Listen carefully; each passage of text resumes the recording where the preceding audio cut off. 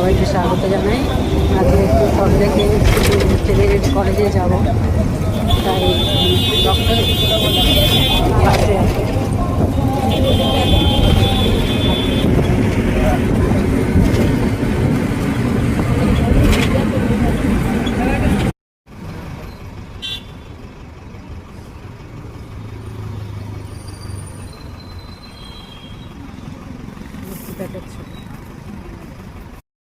সব ঠিক আছে, মিষ্টি ওর একটা চাই। বলছে আমি ইনসুলিন নিই, আরে মরে যাবো আমি জানি, আমার তো হয়ে গেছে। ও তাই বলে খাবো না, এখনো ডেলি এটা করে বলে আমার রসগোল্লা চাই। আর ওই যে যখন গুড় উঠবে না বিপদ।